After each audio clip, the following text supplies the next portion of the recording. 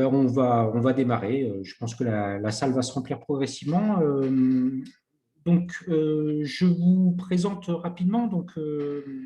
Vous êtes un expert dans les ressources humaines et le juridique en particulier, master en droit des affaires et de l'entreprise. Le droit, c'est vraiment votre truc. Et donc aujourd'hui, vous allez être confronté amicalement à des chefs d'entreprise, plutôt des PME africaines, autour de la problématique du licenciement. On va mettre à profit votre expérience en tant que consultant juridique au niveau des entreprises pour s'instruire sur comment doit se passer un licenciement, ou plutôt comment il ne doit pas se passer. En particulier, et ça sera ma petite introduction, ensuite je vous passe la main, on a en Afrique de l'Ouest un souci de sous-emploi. C'est un souci grave, enfin c'est pas un souci, c'est un grave problème de sous-emploi, et particulièrement de sous-emploi salarié formel. Et une des causes de ce sous-emploi formel, c'est la crainte des employeurs d'avoir un problème avec un salarié et que ce problème mette en danger la totalité de l'entreprise. Ce problème, ça peut être n'importe quoi, mais ce que les employeurs imaginent, c'est par exemple ne plus pouvoir payer l'employé parce que l'activité ne le permet plus, ou bien de ne pas être satisfait du travail d'un salarié. Et dans beaucoup de pays, la loi n'est pas forcément bien connue, bien comprise ou bien interprétée, et donc le chef d'entreprise préfère ne pas employer plutôt que d'embaucher quelqu'un de façon formelle et de risquer de ne pas s'en sortir et que ça mette en danger la totalité de l'existence de l'entreprise à cause de ce licenciement potentiellement compliqué ou problématique. Et donc, Dimitri, voilà, les chefs d'entreprise sont tout oui. C'est un sujet qui intéresse et préoccupe de nombreux employeurs. Expliquez-nous tout. Ok, merci Monsieur Emmanuel pour cette initiative. Merci également d'avoir accepté ma modeste participation, j'allais dire, à ce webinaire. Bon, j'ai choisi ce thème parce que effectivement, il faut déjà préciser que les ressources humaines ont toujours été un maillon important dans la chaîne de valeur d'une entreprise. Il est donc nécessaire, voire primordial, pour le chef d'entreprise de préserver ce capital humain indispensable pour le développement de son activité. Même s'il arrive parfois que les salariés indélicats soient licenciés, il n'en demeure pas moins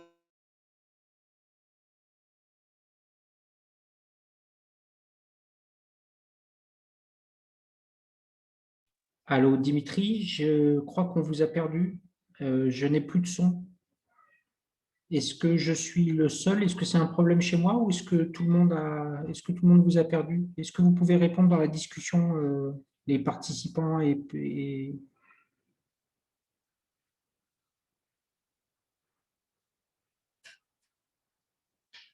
Ok, on vous a perdu, oui, apparemment, ce n'est pas juste moi. Dimitri, si vous m'entendez, on avant vous de a prendre une perdu. mesure de licenciement patrimonial et au contrat bien. Allô, Dimitri, on vous a perdu. Des soucis de connexion? Les soucis de connexion, je ne sais pas pourquoi ça dérange. Un instant. Il y a de gros soucis de connexion ici. Vous me suivez quand même? On vous suit. À présent, on vous entend à nouveau. D'accord, ok. Désolé vraiment pour ce problème. Et donc, je disais qu'il est donc nécessaire de prendre des mesures pour éviter les licenciements abusifs ou injustifiés. Et donc, l'ossature, n'est-ce pas, de ma présentation aujourd'hui s'articulera principalement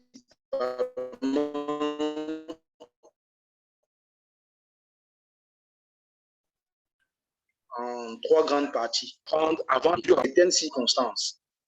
Et enfin, les mesures à prendre au moment du licenciement du salarié. Mais tout d'abord, j'estime qu'il est important déjà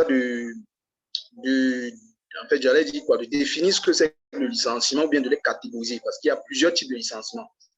Bon, je précise quand même que les textes de référence que j'utiliserai dans le cadre de cet exposé seraient essentiellement la loi camerounaise portant code du travail camerounais, la loi de 92, base 007 du 14 août 92 et ses textes d'application. D'accord. Dimitri, juste pour contextualiser, parce que on a des auditeurs qui sont dans un petit peu tous les pays d'Afrique francophone, en tout cas d'Afrique subsaharienne francophone principalement. Oui. Donc, je précise juste pour les auditeurs que le droit du travail est très similaire dans beaucoup de pays d'Afrique francophone parce que ça a été entre guillemets légué par le colon et que les évolutions successives dans chaque pays n'ont pas énormément éloigné les droits du travail. Par contre, évidemment, les références des différents articles de loi sont différents d'un pays sur l'autre, mais normalement, les grands principes sont les mêmes dans la plupart des pays. Je ne dis pas de bêtises, Dimitri? Non, non, pas du tout, pas du tout. C'est vrai qu'actuellement aussi, je suis en train de faire, une étude comparative des différents codes du travail. Donc, j'ai commencé à lire en fait les différents codes du travail, n'est-ce pas, des pays de l'Afrique noire francophone. Donc, je confirme que c'est essentiellement similaire, si vous voulez, dans le fond. Peut-être, voilà, les articles peuvent différer, n'est-ce pas, d'un code à l'autre.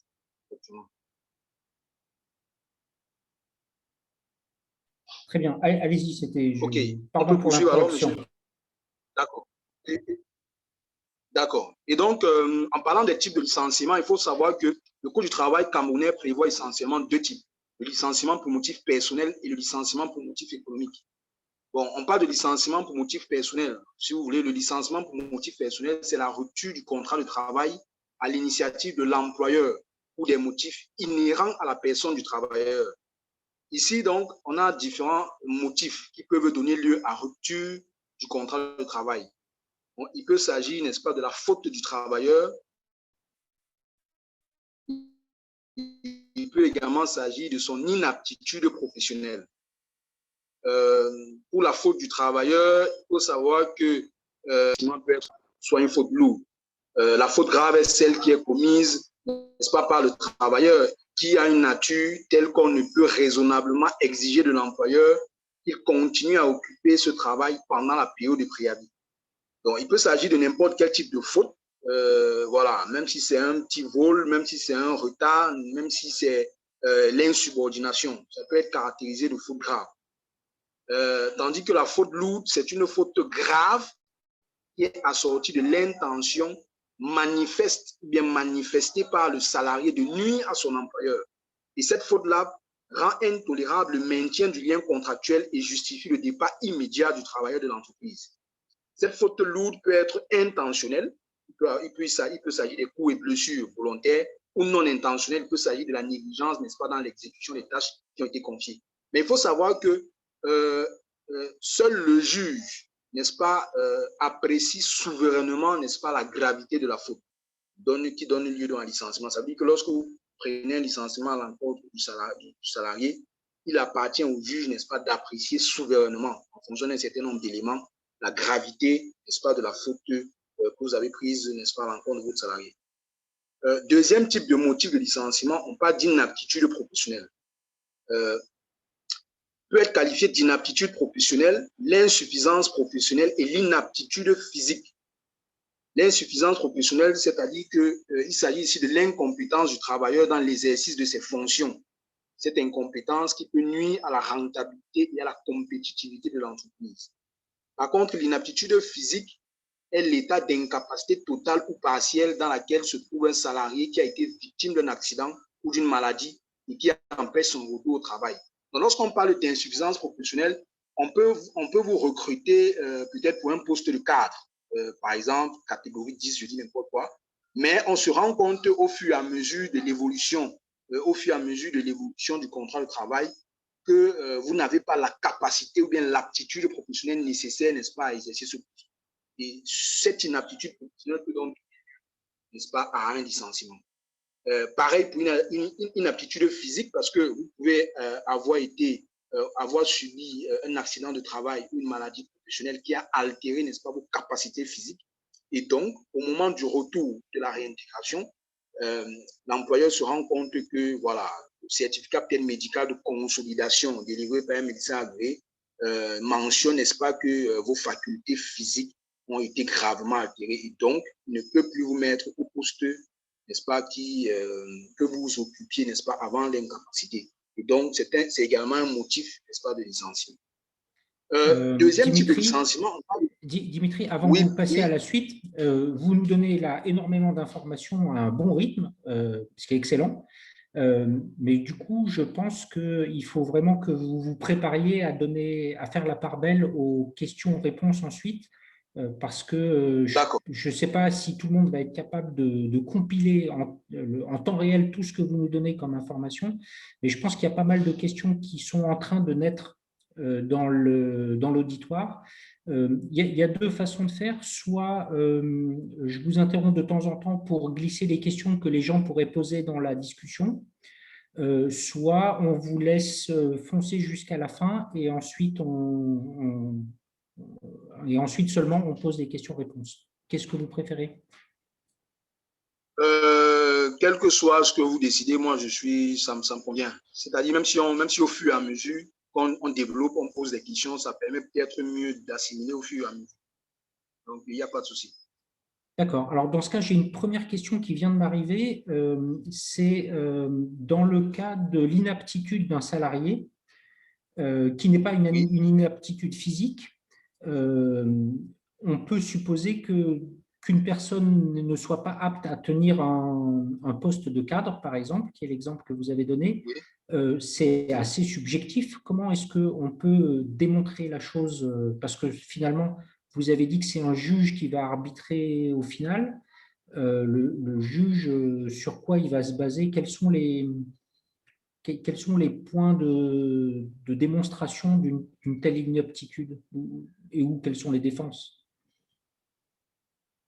Oui, bon, c'est vrai que dans ce cas, il faut parler plutôt d'insuffisance professionnelle. Ça veut dire que si on a été recruté et qu'au final, on n'a pas l'aptitude, n'est-ce pas, professionnelle, ça veut dire que, je prends un exemple, vous avez été recruté, prenons un simple exemple, pour un poste de manœuvre, bien d'agent du ménage. Peut-être vous ferez seulement le ménage. Mais on se rend compte que les tâches qu'on vous confie, le nettoyage du sol, je ne sais pas, du plafond, n'importe quoi, vous n'arrivez pas effectivement à accomplir cette tâche de manière efficace.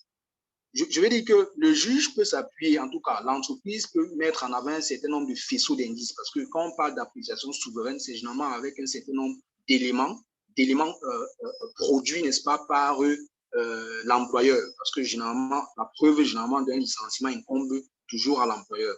Donc, c'est à l'employeur de prouver avec un certain nombre de faisceaux d'indices en disant, OK, on a confié un travail à ce monsieur qui relève en principe de ses compétences telles qu'il a présentées, n'est-ce pas, lors de l'entretien d'embauche ou dans son CV, mais on se rend compte qu'il n'arrive pas, n'est-ce pas, à véritablement effectuer cette tâche. Je prends un exemple, peut-être on vous donne un travail d'assistant et on sait qu'une assistante ou un assistant en entreprise, c'est quelqu'un qui doit qui doit exercer un peu le secrétariat de l'entreprise, c'est-à-dire la rédaction des courriers, des correspondances administratives et tout ça. Mais au fur et à mesure, on se rend compte que vous le faites déjà avec des fautes, vous le faites avec un français qui est très approximatif, vous le faites même peut-être dans un anglais qui est très approximatif. Je veux dire, vous n'arrivez pas à le faire correctement tel qu'un homme ou une personne raisonnable, n'est-ce pas, qui a le même, j'allais dire, le même cursus ou bien le même pédigré que vous aurait dû normalement faire. C'est ça, en fait, qui peut donc susciter ou bien qui peut faire en sorte que l'employeur démontre qu'à travers un certain nombre de fichiers d'indices, que vous êtes inapte professionnellement à exécuter, n'est-ce pas, le poste pour lequel vous avez été recruté. D'accord, très bien. Je pense que ça répond à la question. Et donc, j'en profite pour m'adresser aux personnes présentes. Vous pouvez envoyer toutes vos questions dans le fil de discussion. Vous avez une option discussion dans Zoom qui vous permet de mettre des commentaires et de poser vos questions. Donc, j'essaierai d'interrompre Dimitri de façon diplomatique au bon moment pour qu'il puisse interagir à ce moment-là. Merci Dimitri. Du coup, je vous rends la parole et le fil de votre présentation. D'accord.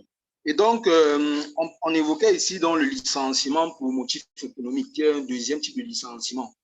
Et là, il faut savoir que l'alinéa 2 de l'article 40 du Code du travail camerounais dispose que constitue un licenciement pour motif économique tout licenciement effectué par un employeur par un ou plusieurs motifs non inhérents à la personne du travailleur. Ça veut dire qu'on évacue ce qu'on a parlé plus haut, c'est-à-dire la faute, ou bien l'inaptitude professionnelle et tout ça. Mais là, on parle donc d'un motif non inhérent à la personne du travailleur et qui résulte nécessairement, si vous voulez, d'une suppression ou transformation d'emploi ou d'une modification du contrat de travail consécutive à des difficultés économiques, à des mutations technologiques ou à des restructurations internes. Donc, lorsqu'on parle de licenciement pour motif économique, on prend le cas, par exemple, on peut prendre le cas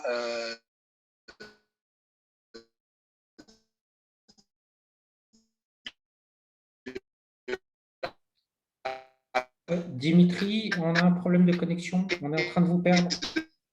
sanitaire de COVID-19. Allô, Peut-être pour une entreprise. Vous me suivez? On ne vous a pas suivi. Là, on a perdu les dernières 30 secondes. D'accord. Je disais donc que le licenciement pour motif économique est un licenciement qui intervient en dehors, n'est-ce pas, des motifs justifiés, n'est-ce pas, à la personne du travailleur. C'est-à-dire qu'on ne parle plus ici d'un licenciement pour faute ou d'un licenciement pour inaptitude professionnelle, mais là, on parle d'un licenciement qui est dicté, n'est-ce pas, par des difficultés économiques, des mutations technologiques ou des restructurations internes. Et je prenais donc le cas, n'est-ce pas, de la crise sanitaire de la COVID-19, qui peut, dans certaines circonstances, pour certaines entreprises du moins, justifier, n'est-ce pas, d'un licenciement pour motif économique. Par exemple, une entreprise de service qui fait dans l'import-export de certaines marchandises. Et donc, avec la crise 19 et avec, généralement, la fermeture, si vous voulez, des frontières, des barrières douanières, tout, qui peut avoir des difficultés, n'est-ce pas, de se ravitailler sur le marché, peut-être à l'international, ou de vendre également ses produits à l'international. Et donc, qui peut avoir des difficultés économiques. Et ces difficultés économiques, donc, sont une condition, si vous voulez, essentielle pour, n'est-ce pas, justifier, ou bien qui peuvent justifier, n'est-ce pas, des licenciements pour motifs économiques. Donc, le licenciement pour motif économique est donc un licenciement qui est d'ordre conjoncturel ou structurel. Donc, voilà un peu pour les différents types, n'est-ce pas, de licenciement. Donc, dans la première partie donc, de cet exposé, on parlera des mesures à prendre avant le licenciement du salarié. Parce que quelquefois, on se dit qu'il faudrait recruter n'importe comment. Ce qui n'est pas le cas, parce que parfois, il faut mettre l'accent sur le recrutement, le processus de recrutement. Comment est-ce que le recrutement est fait? Est-ce qu'il y a un contrat de travail qui a été rédigé? Parce que généralement, les entreprises, pour aller entre guillemets un peu plus, parfois, ne recourent pas systématiquement. Le contrat de travail, c'est ce document, puisqu'il est nécessairement écrit, il permet, n'est-ce pas, aux différents parties de connaître, n'est-ce pas, leurs droits et leurs obligations, de connaître, voilà, quelles sont leurs différentes fonctions, quelle est la fonction du salarié dans l'entreprise, et donc d'éviter autant que faire se peut des problèmes d'interprétation du contrat. Parce que si vous ne rédigez pas, ou bien ne proposez pas un contrat de travail écrit à un salarié, demain, lorsque vous allez le licencier, telle faute, il peut vous dire, il peut vous opposer le fait que ça n'a pas été prévu nulle part, ça n'a été prévu nulle part, ça n'a pas été prévu dans un contrat, et donc ça ne relevait pas de ses attributions. À tort ou à raison, il peut invoquer ce motif qui est un motif aussi qui peut, n'est-ce pas, mettre à mal, n'est-ce pas, le licenciement que vous allez opérer. Donc, ici, il faut donc voir deux choses. Il faut, pour éviter le licenciement, nécessairement établir un contrat de travail et deuxièmement, établir un règlement intérieur. Pour ce qui est du contrat de travail, c'est un document, comme on le dit, c'est un document qui permet, n'est-ce pas, un certain nombre de clauses qui donne, n'est-ce pas, qui fixe, n'est-ce pas, le cap dans l'entreprise, qui fixe le cap des salaires des travailleurs. Ils sont il y a un certain nombre de clauses qui peuvent être les clauses substantielles du travailleur, le lieu d'exécution du contrat de travail, la nature du contrat de travail. Est-ce que c'est un contrat à durée déterminée? Est-ce que c'est un contrat à durée indéterminée? Est-ce que c'est un contrat de travail temporel? Est-ce que c'est un contrat occasionnel ou est-ce que c'est un contrat saisonnier? Il faut également y insérer la catégorie socio-professionnelle et l'échelon attribué aux salariés, parce qu'il faut savoir que lorsque vous recrutez, vous devez recruter quelqu'un et vous devez lui attribuer, n'est-ce pas, une catégorie socio-professionnelle en fonction de l'emploi ou bien du poste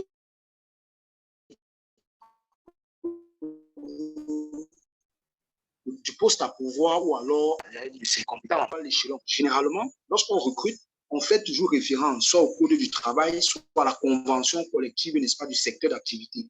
Parce que tout secteur d'activité, toute entreprise est soumise, n'est-ce pas, à une convention collective, n'est-ce pas, de son secteur d'activité. Il faut également prévoir le montant de son salaire, la composition de son salaire. Est-ce qu'elle est payée? Est-ce que le salaire est payé, n'est-ce pas, sur la base d'un brut? Comment est-ce que ce salaire est décortiqué? Est-ce qu'il a droit à certains prix? Est-ce qu'il a droit à certains avantages? Il faut également prévoir le numéro d'affiliation en principe avant son embauche. Je vais dire, lorsqu'il crée une activité, la loi le dit, lorsqu'une entreprise crée une activité, il faut qu'elle déclare son activité à l'inspection du travail. Et au même moment, donc, il faut également qu'elle s'affilie elle-même à la CNPS. Il faut également prévoir également ce qu'on appelle une clause de mobilité. Parce que parfois, il y a généralement des conflits, je vais dire des conflits sociaux qui naissent parce que l'employeur a muté un salarié hors de sa résidence habituelle, ou bien hors de son lieu de travail, pour lui demander d'effectuer un travail ailleurs. Il faut savoir que la jurisprudence dit que si la clause de mobilité n'a pas été prévue, n'est-ce pas, dans le cadre du contrat de travail, il faut savoir que cette mutation peut être attaquée, cette mutation peut être nulle. Donc, il faut prévoir un certain nombre de clauses dans le contrat qui permettent, n'est-ce pas, in fine, de réduire, n'est-ce pas, à sa plus simple expression, la possibilité pour un salarié d'attaquer, n'est-ce pas, l'employeur, n'est-ce pas, pour un licenciement, peut-être parce qu'il y a eu des interprétations, n'est-ce pas, des clauses du contrat de travail. Ensuite, on va voir le règlement intérieur. Le règlement intérieur ici, moi je dis généralement que le règlement intérieur, c'est comme la boussole, n'est-ce pas, de l'entreprise, c'est elle qui fixe le cap.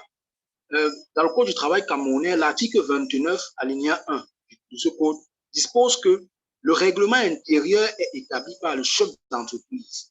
Son contenu est limité exclusivement aux règles relatives à l'organisation technique du travail, aux normes et à la procédure disciplinaire, aux prescriptions concernant l'hygiène et la sécurité du travail nécessaires à la bonne marche de l'entreprise. Donc, en principe, les différentes sanctions disciplinaires que vous devez prendre à l'encontre de vos salariés doivent en principe être répertoriées dans le règlement. C'est la boussole. Ça veut dire que si vous prenez un blâme à l'encontre de quelqu'un, il faudrait que ce blâme soit prévu, n'est-ce pas, dans le règlement intérieur. Par contre, généralement, j'ai remarqué que certaines entreprises l'ignorent parce qu'il y a plusieurs entreprises au Cameroun qui, malheureusement, n'ont pas de règlement. Et il faut savoir que si les entreprises ne se conforment pas à ces obligations, c'est une obligation d'avoir un règlement intérieur, l'employeur ne peut pas prononcer une sanction autre que le licenciement. C'est-à-dire l'employeur ne pourra pas donner un blâme à un salarié, donner un avertissement à un salarié, donner même une mise à pied à un salarié si ces mesures n'ont pas été prévues dans le règlement intérieur. Mais le licenciement est possible parce que le licenciement, c'est la mesure, j'allais dire, la mesure des mesures, c'est la mesure suprême. Elle peut être prise à n'importe quel moment. Donc, par contre, les autres mesures, blâme, avertissement, mise à pied disciplinaire ou conservatoire, ne peuvent être prises que si, n'est-ce pas, elles ont été, n'est-ce pas, prévues par un règlement intérieur. Dimitri, maintenant, c'est vrai que, oui. J'ai une question qui me vient. On me demande si le règlement intérieur, ce n'est pas seulement à partir d'un certain nombre de salariés. Parce que là, dans la salle, on a beaucoup de chefs de très petites entreprises. Certains, j'imagine, se demandent si, même en ayant 3 salariés, est-ce qu'il leur faut un règlement intérieur? Je réponds par l'affirmative. Il faut dire que le règlement intérieur, comme je vous l'ai dit, c'est la boussole. Il faut l'avoir immédiatement. Lorsque vous avez créé votre entreprise, vous devez établir le règlement intérieur immédiatement. Le Code du travail a prévu également les conditions dans lesquelles il faut établir un règlement intérieur. Parce qu'on dit que pour établir un règlement intérieur, il faut qu'elle soit soumise au délégué du personnel si l'entreprise en a. Mais il faut savoir que pour le problème du délégué du personnel, c'est à partir d'un certain nombre de salariés. Au Cameroun, on parle d'une entreprise ayant 20 salariés. C'est-à-dire à partir de 20 salariés au Cameroun, vous devez déjà avoir des personnels. C'est-à-dire si vous êtes à moins de 20 salariés, vous n'avez pas l'obligation, en tout cas, vous n'avez pas à avoir un délégué du personnel. Mais si vous n'avez pas le délégué du personnel ou si vous en avez, une fois que le règlement intérieur est établi, il doit faire l'objet, n'est-ce pas, d'un visa de l'inspecteur du travail du ressort du siège social de votre entreprise. Vous savez, vous établissez le règlement intérieur, vous allez soumettre ça à l'inspection du travail pour visa. L'inspecteur du travail va viser que, OK, il a lu le règlement intérieur, il va se rendre compte que, je veux dire, le visa permet, si vous voulez, le visa permet à ce que le visa permet un contrôle, n'est-ce pas, de la légalité, même si vous voulez, de la légalité du document. Parce qu'il faut se rassurer que le document est conforme, n'est-ce pas, aux lois et règlements en vigueur dans le pays dans lequel votre société, n'est-ce pas, exerce son activité. Voilà, il ne faudrait peut-être pas dire dans le règlement intérieur que le travail commence à 4 heures et ça finit à minuit, par exemple. Ce sont des informations que l'inspection du travail ou l'inspecteur du travail va vérifier. Si, comme au Cameroun, la loi prévoit que les heures de travail, c'est 40 heures par semaine dans les entreprises non agricoles, 48 heures dans les entreprises agricoles et assimilées. Dans certaines les sociétés de gardiennage, ça va un peu plus à 50 heures, 54 heures. Les sociétés, les instituts de beauté et tout ça, ça peut aller à 56 heures. Les employés de maison, ça peut aller, mais c'est des équivalents. Ça veut dire qu'on considère que ça équivaut à 40 ou à 48 heures sur le cas. Et donc, il faut qu'il se rassure que le contrat ou bien le règlement intérieur que vous prenez, les heures de travail que vous imposez à votre salarié respectent, n'est-ce pas, les conditions légales, les conditions de travail légales. Est-ce que vous, dans votre règlement intérieur, vous favorisez le travail, par exemple, de nuit, ou bien le travail des personnes mineures? Si oui, on va annuler cela, on va vous demander de prendre, n'est-ce pas, que ça respecte, n'est-ce pas, les canons légaux. Donc, pour revenir à votre question et pour répondre davantage, je dirais que le règlement intérieur est établi, quel que soit le nombre de salariés. À partir du premier salarié, à partir de la première embauche, vous devez établir le règlement. De la même manière, à partir de la première embauche, vous devez immatriculer votre salarié à la CNPS. En tout cas, selon la loi Cameroun. Vous devez immatriculer dès la première embauche. Vous devez, une fois que vous embauchez le premier salarié, vous devez immatriculer ce premier salarié dans les 8 jours de son embauche à la CNPS. Et donc également, vous devez avoir effectivement un règlement intérieur pour, n'est-ce pas, les emplois futurs, parce que votre entreprise est appelée à grandir. Ce n'est pas comme si vous allez vous quitter à une entreprise d'un ou deux salariés, vous allez. Donc, il faut déjà un règlement intérieur pour fixer le cap, n'est-ce pas, déterminer la boussole. Je peux continuer, je crois avoir répondu. Non, je pense que vous avez répondu. Merci beaucoup. Deuxième mesure, deuxième type de mesure à prendre avant le licenciement, il faut nécessairement appliquer ce que moi j'appelle la procédure de sanction disciplinaire. Pourquoi? Parce que généralement, on se rend compte que les entreprises licencient sans respecter, n'est-ce pas, de procédure de sanction disciplinaire. C'est même pour ça, c'est même pour cette raison que on observe beaucoup plus des licenciements abusifs. Parce que les licenciements ont été pris, n'est-ce pas, en dehors, n'est-ce pas, des conditions prévues par la loi. Et ces procédures de sanction disciplinaire ressortent quand même dans le Code du travail, j'allais dire, camerounais. Il est vrai, je le dis, il est vrai. Le Code du travail n'a pas véritablement prévu de procédure. Parce que lorsqu'elle renvoie au règlement intérieur le soin d'organiser cela, il faudrait que le règlement intérieur, effectivement, essaye d'organiser également la procédure de sanction disciplinaire. Mais le Code du travail en elle-même, dans ses clauses, dans ses dispositions, n'a pas dit, OK, voilà comment pour licencier le salarié, voilà comment. Mais elle renvoie au règlement intérieur. Et le règlement intérieur, lui, doit donc organiser cela. Et donc, dans mes petites recherches, puisque j'ai également produit un petit article dessus sur, n'est-ce pas, la procédure de sanction disciplinaire, je me suis rendu compte que plusieurs entreprises, malheureusement, ne respectent pas, ou bien, voilà, ne respectent pas cela. Il faudrait qu'elles organisent effectivement la procédure de sanction disciplinaire pour éviter, n'est-ce pas, les licenciements. La procédure, selon moi, doit se faire en 3 étapes.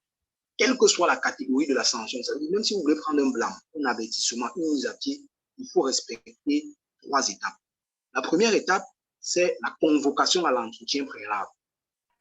Attendez, Dimitri, j'ai une question. Il y a quelqu'un qui me dit qu'il n'arrive pas à suivre. Il s'attendait à ce que vous parliez là vous parliez depuis tout à l'heure de licenciement, et là maintenant vous parlez de procédure disciplinaire qui n'inclut pas le licenciement, mais qui du coup, c'est quoi? C'est pour remplacer, c'est pour recadrer les choses, pour éviter un licenciement qu'on utilise les sanctions disciplinaires, ou c'est pour préparer un licenciement? Non. Voilà, si vous voulez, c'est pour préparer, si vous voulez, un licenciement, mais davantage, c'est pour l'employeur, c'est pour justifier, n'est-ce pas, que le licenciement est légitime. Il est préférable de respecter une procédure avant de licencier, pour que même si vous fassiez, même si l'affaire est portée devant le juge, que le juge, en regardant, n'est-ce pas, comment vous avez procédé avant de le licencier, saura que vous avez respecté quand même ce qu'on appelle les droits de la défense. J'allais venir. Il faut respecter au moins les droits de la défense, c'est-à-dire donner la possibilité aux salariés, n'est-ce pas, de préparer, de produire, n'est-ce pas, ces moyens de défense. Parce que je prends un exemple. Vous accusez quelqu'un d'avoir volé dans l'entreprise. Et immédiatement, au lieu même de l'entendre, parce que vous savez, il faut quand même respecter ce qu'on appelle le principe même du contradictoire. Au lieu de l'entendre, au lieu de lui donner les moyens de se défendre face aux accusations que vous portez contre lui, qui peuvent ne pas être fondées, directement vous prenez un acte de licenciement, c'est-à-dire vous le licenciez uniquement pour faute, et vous dites licenciement pour faute lourde. Et puis vous dites, il a volé dans l'entreprise en date du 15 mars 2021, il a volé. Mais lorsque ce document arrive devant le juge, c'est-à-dire lorsque le salarié conteste l'espace de licenciement, la première des choses pour le juge, c'est de savoir est-ce que l'employeur a respecté la procédure de sanction disciplinaire. Est-ce qu'il a même d'abord eu à entendre l'employé pour savoir si effectivement le vol lui est imputable? Est-ce qu'il y a véritablement eu vol? Est-ce que c'est, je veux dire, la procédure permet donc d'éviter au final, parce que d'éviter, n'est-ce pas, un licenciement qui peut être qualifié d'abusif. Parce que je le répète, il n'y a pas un licenciement qui sera dit abusif ou un licenciement qui sera dit légitime. Le licenciement, c'est une mesure, n'est-ce pas, de cessation de contrat. Il appartient au juge, n'est-ce pas, d'apprécier souverainement, n'est-ce pas, la gravité de la faute. Et donc, de dire, in fine, si le licenciement, n'est-ce pas, en cause est abusif ou alors c'est légitime. C'est pourquoi je dis aux employeurs, au lieu de licencier à tout va et n'importe comment, il faut respecter une procédure de sanction pour que, au final, même quand vous licenciez la personne, qu'au moins il y ait, je veux dire, qu'on voit un peu la chronologie des événements. Et cette chronologie permettra simplement au juge de constater que, OK, il n'y a pas eu abus, n'est-ce pas, dans ce licenciement, parce que l'employeur a respecté, n'est-ce pas, un certain nombre de procédures. Il a donc respecté les droits même du salarié. Ces droits sont les droits de se défendre, n'est-ce pas, face à ça. C'est pourquoi je parle du respect, n'est-ce pas, d'une procédure de sanction disciplinaire dans le cas d'espèce. Très bien, merci pour la précision. J'ai une autre question qui est tombée également dans les questions-réponses. C'est de savoir si la nature des contrats de travail, CDI, CDD ou stage, peut avoir une influence sur la qualification d'abusif ou de licenciement abusif ou pas. Parce que c'est ça qui va permettre de verrouiller ou bien, voilà. Allô, Dimitri? Je crois qu'on est en train de se déconnecter, mais on l'a perdu. Avant de prendre, il est préférable de le convoquer à un entretien préalable. Allô? Oui, je vous écoute, monsieur Bonnet. D'accord, excusez-moi, la connexion a été un peu mauvaise ces dernières secondes. J'avais une deuxième question qui est tombée dans le chat, qui est de savoir si la nature du contrat de travail, CDI, CDD, stage, peut avoir une influence sur la qualification de licenciement abusif. Bon, je ne dirais pas une influence sur la qualification de licenciement abusif, parce que je vous ai dit que le licenciement abusif, il n'y a pas un licenciement qui est dit licenciement abusif. Tout licenciement peut faire l'objet d'une contestation et donc il appartient au juge d'apprécier, n'est-ce pas, le caractère, soit, voilà, d'apprécier souverainement, voilà, le caractère de la faute qui a conduit, par exemple, à ce licenciement. Et donc, de dire, enfin, si elle est abusive, si ce licenciement est abusif ou s'il est justifié. Le CDD et CDI, il faut simplement savoir que en CDD, il y a des conditions pour rompre un contrat de travail que la loi a prévu. Par exemple, la loi vous dit, pour rompre un contrat de travail à durée déterminée, il faut qu'il y ait soit une faute lourde, soit une force majeure, ou alors soit que ce soit fait d'accord partie. Ça veut dire que les parties sont mis d'accord pour rompre. Ou alors même, à la fin, vous avez décidé, une fois que le contrat est arrivé à son terme, l'employeur a décidé de ne pas payer. Voilà peut-être ça. Mais si vous ne respectez pas ces conditions, ça veut dire si quelqu'un qui est employé a tué des termes, vous le licenciez, en tout cas, vous rompez, ou bien vous rompez son contrat de travail, sans, n'est-ce pas, que ça ne tombe dans l'un ou l'autre cas prévu par la loi. C'est-à-dire, si vous n'avez pas, si on n'a pas constaté une force majeure, s'il n'y a pas eu une faute lourde, encore que la faute lourde, comme je l'ai dit, est appréciée par le juge, ou alors s'il n'y a pas eu un accord des deux parties pour dire, OK, on rompt le contrat. Alors là, le licenciement intervenu pourrait être qualifié d'abusif. Et pour le contrat à durée indéterminée, par contre, pour licencier, il y a également un certain nombre de procédures qu'il faut respecter. Notamment, il faut donner un préavis. On va le voir par la suite. Il faut donner un préavis. On va le voir dans le cas de cette thématique. Il faut quand même donner un préavis pour respecter un préavis de licenciement. Parce que si vous ne respectez pas, on peut insinuer, alors on peut déduire, pas insinuer, mais on peut déduire que le licenciement est abusif parce que ça n'a pas respecté ces conditions prévues par la loi. Donc, je vais dire, pour répondre à la question, ce n'est pas parce qu'on dit CDD, CDI que ça influence sur. Voilà. Mais il faut simplement, CDD ou CDI, respecter, n'est-ce pas, les conditions prévues par la loi pour éviter, n'est-ce pas, de tomber sous le coup d'un licenciement. Très bien, merci beaucoup. Donc, en gros, les conditions de rupture sont différentes, donc ça peut avoir une influence, mais en soi, ça ne change pas fondamentalement la notion de licenciement abusif ou pas. Oui, oui, exactement. Très bien, merci beaucoup. Pardon pour l'interruption. Okay. Je continue, je peux poursuivre, s'il vous plaît. Allez-y, nous sommes tout oui. Ok, d'accord. Donc, je disais qu'il faut préalablement convoquer, n'est-ce pas, le salarié à un entretien préalable. C'est-à-dire que vous lui demandez de venir, n'est-ce pas, s'entretenir avec vous sur la faute qu'il aurait commise, la faute, n'est-ce pas, qui lui est imputée. Vraiment, le règlement intérieur pourra organiser, n'est-ce pas, le délai de convocation et tout cela. Vous pouvez organiser ça dans le règlement intérieur. Bon, je vais vous renvoyer peut-être aussi à l'article que j'ai publié, que j'ai écrit, que j'ai publié sur mon compte LinkedIn. Vous allez peut-être voir les délais que moi j'ai prévus, le délai entre la convocation et l'entretien. Maintenant, ensuite, il faut également un entretien. Après la convocation, il faut s'entretenir, n'est-ce pas, avec le salarié sur les faits qui sont reprochés à celui-ci. Et maintenant, voilà, à la fin de l'entretien, donc, lui dire quelle est la sanction applicable et peut-être avoir.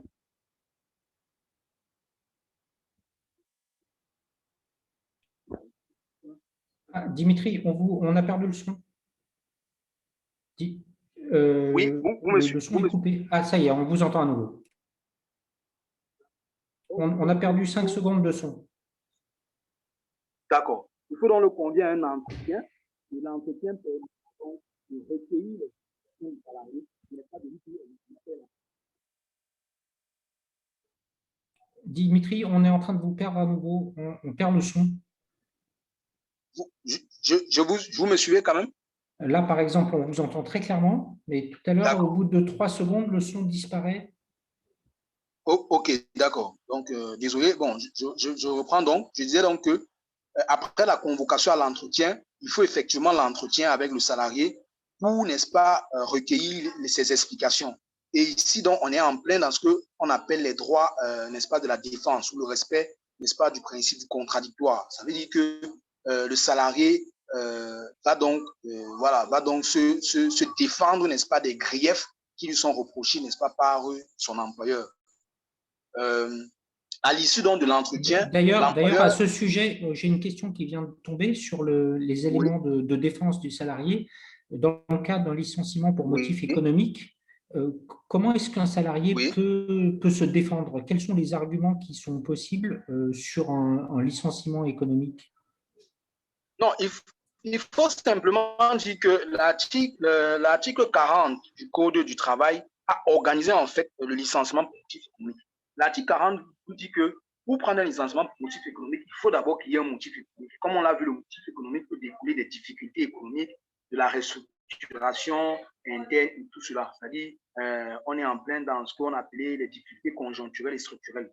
Mais la loi ne s'arrête pas là. La loi continue en disant que pour licencier maintenant, il faut donc qu'il y ait une négociation parce qu'il faut que l'employeur... Allô, on perd le son à nouveau, Dimitri. Vous me suivez? Oui, on vous entend. D'accord. Le licenciement pour motif économique a donc des conditions très strictes qu'il faut respecter. La première condition, c'est qu'on dit que l'employeur qui envisage ce licenciement doit réunir les délégués du personnel s'ils existent. S'ils n'existent pas, il réunit les salariés et il recherche, n'est-ce pas, avec eux, en présence de l'inspecteur du travail du ressort, parce qu'il faut convier l'inspecteur du travail à cette réunion. Il doit rechercher, la réduction des heures de travail, le travail par roulement, le travail à temps partiel, le chômage technique, le réaménagement des primes, des indemnités, avantages de toute nature, voire la réduction des salaires. Ça veut dire que avant de licencier pour motif économique, parce que le licenciement pour motif économique, si vous voulez, c'est une sanction, j'allais dire, qui vient à la fin d'un processus. Ça veut dire lorsque les parties ne se sont véritablement pas entendues, qu'on peut licencier. Mais avant cela, il faut que l'employeur réunisse les salariés et leur dit, voici ce que je peux vous proposer. Au lieu de vous mettre, au lieu de vous payer votre salaire tous les mois, comme il se doit, je peux payer peut-être la moitié, n'est-ce pas, de ce salaire-là. Au lieu de vous payer tous les salaires, je préfère que, au lieu que vous veniez tous les jours au travail, je préfère que vous veniez plutôt lundi, peut-être à mercredi, ou bien peut-être 3 jours sur 5, ou 2 jours sur 5. Je vous payerai uniquement sur les 2 jours que vous allez travailler. Voilà un peu les propositions que l'employeur peut faire aux salariés. Au lieu de vous payer autre proposition, je préfère vous mettre en chômage technique. Bon, le chômage technique également est une mesure qui est prévue, n'est-ce pas, par le Code du travail. C'est une...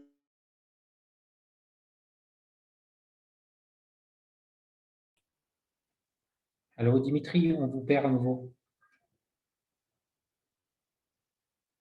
Dimitri, on ne vous entend plus.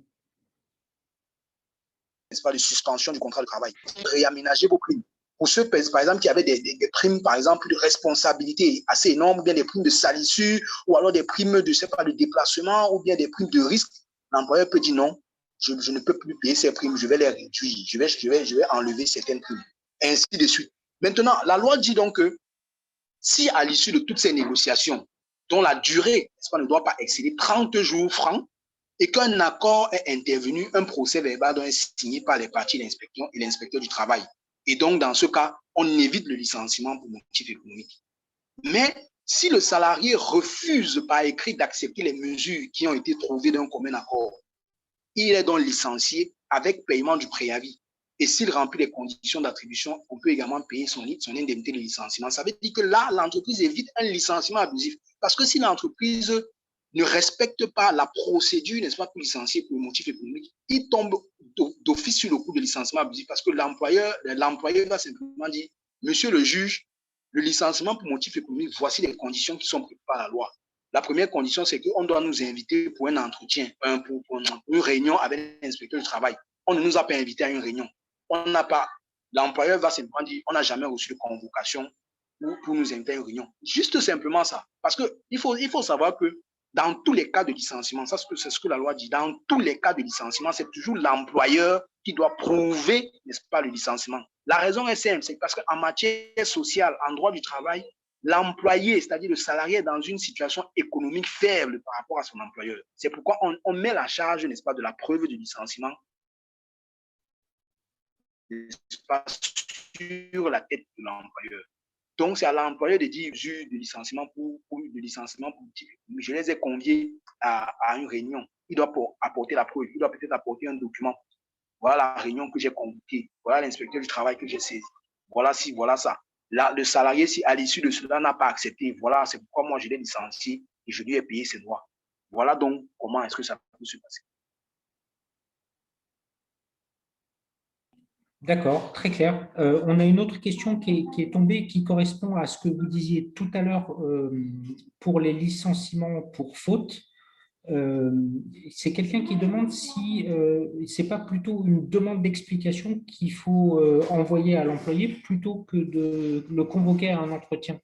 Est-ce que c'est deux choses différentes ou est-ce que c'est l'un complète l'autre? Quelle est la place de ces deux choses? Non, non, non. Euh, euh, la demande d'explication n'est pas proprement parler une sanction. C'est vrai que je suis tombé sur un arrêt qui disait un peu le contraire, mais sous certaines conditions. Mais il faut le dire précisément, la demande d'explication n'est pas une sanction disciplinaire. Elle n'est pas une sanction disciplinaire. Elle t'invite simplement à t'expliquer. Mais je dis dans l'idéal.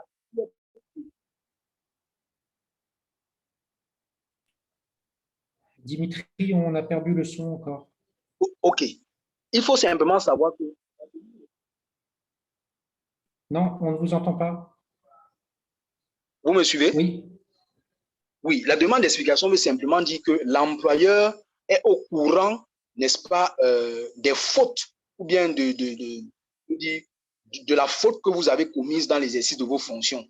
Et il vous envoie une demande d'explication. Moi, dans l'article que j'ai écrit, n'est-ce pas, que vous allez retrouver sur mon compte, vous verrez que moi, je dis que c'est en principe à partir de la demande d'explication qu'on doit engager la procédure de sanction. Pour moi, la procédure de sanction ne commence qu'à partir du moment où l'employeur vous a délivré une demande d'explication. Et lorsqu'il vous délivre donc une demande d'explication, il vous dit, répondez, comme on dit généralement, répondez sous 24 heures ou 48 heures. On peut toujours vous convoquer après, n'est-ce pas, pour un entretien. Parce que la réponse que vous allez donner n'est pas forcément suffisante. Parce que l'employeur peut avoir d'autres faits, d'autres indices. Il faudrait donc qu'il vous les présente. Il vous dit, vous avez répondu comme ça, c'est bien, mais je vous convie à l'entretien préalable pour qu'on discute, n'est-ce pas, de la faute que moi je vous reproche, des griefs que je vous reproche, de la faute que vous avez commise. Donc, la demande d'explication n'est pas une sanction disciplinaire. Il faut absolument faire c'est-à-dire ce processus, ces étapes, n'est-ce pas, avant de prendre une sanction. C'est-à-dire, avant de lui donner un blâme, il faut faire ces étapes, n'est-ce pas, d'entretien, de convocation et puis de la notification de la sanction. Donc, voilà un peu pour répondre à la question. D'accord, très clair. Merci beaucoup. Pardon pour l'interruption, du coup. Je vous rends la parole.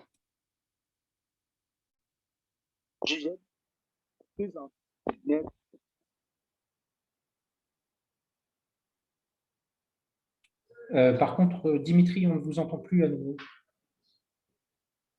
Oui, je disais donc que la procédure de sanction disciplinaire se fait en 3 étapes. La convocation à l'entretien préalable, l'entretien proprement dit, et maintenant la notification de la sanction. C'est-à-dire qu'à l'issue de l'entretien, à l'issue d'un entretien que vous avez eu avec l'employeur, il doit vous notifier, n'est-ce pas, votre sanction. Et il doit le faire nécessairement par écrit. C'est vrai qu'il peut y avoir des sanctions verbales, mais les sanctions qu'elles prennent du poids doivent forcément être écrites. Donc, il doit vous notifier la sanction qu'il a prise à votre encontre par écrit. La notification doit être faite soit par remise en main propre, ça veut dire qu'il vous donne la lettre de sanction qui doit être intitulée par exemple blâme ou lettre d'avertissement, ou lettre de blâme ou lettre de mise à pied en main propre contre décharge, ou alors il peut le faire peut-être par lettre recommandée, ou alors il peut le faire par tout moyen, n'est-ce pas, permettant, par tout moyen laissant trace écrite, n'est-ce pas, permettant voilà, de s'assurer que le destinataire a effectivement reçu, peut-être même par mail, que vous l'envoyez par votre boîte mail. Vous n'allez pas dire que vous n'avez pas reçu. Que vous l'envoyez par votre boîte mail professionnelle ou personnelle. Donc, il peut le faire. Donc, une fois qu'il vous notifie dans la sanction, voilà, on saura que même si après, peut-être plus tard, il vous licencie, peut-être parce que vous avez récidivé à cette faute, Le jour que vous allez contester, il pourra simplement montrer que toutes ces étapes ont été respectées et donc, ça lui permettra voilà, que le juge, n'est-ce pas, conclue à un licenciement qui est plutôt légitime à votre encontre. Maintenant, on verra donc enfin, pas enfin, je veux dire, troisièmement, on parlera des mesures à prendre pour le licenciement dans certaines circonstances. Parce que dans certaines circonstances, il faut respecter certaines conditions, n'est-ce pas, pour licencier.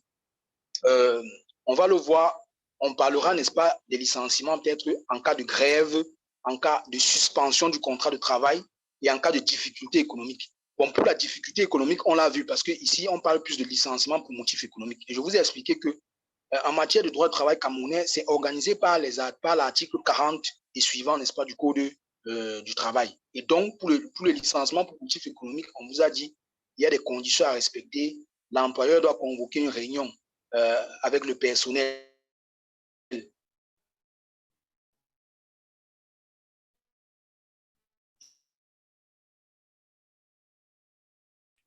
Allô, Dimitri, on perd la connexion. Dimitri, on vous a perdu.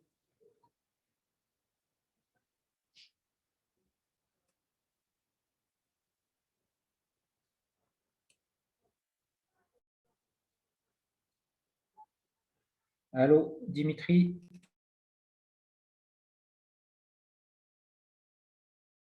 N'est-ce pas, les délégués du droit. Dimitri, on vous a perdu pendant une minute entière. Là. Vous nous entendez? Allô? Oui, on vous a perdu pendant une minute. Là. D'accord, désolé. Je disais donc qu'il y a des mesures à prendre pour le licenciement dans certaines circonstances. Et on a déjà vu, n'est-ce pas, des mesures à prendre pour le licenciement en cas de difficulté économique, ce qu'on appelle licenciement pour motif économique. Maintenant, on verra donc le licenciement en cas de grève. En cas de grève, il faut simplement dire que l'employeur peut également licencier, n'est-ce pas, les salariés grévistes, mais dans certaines conditions. Déjà, il faut savoir que la grève, c'est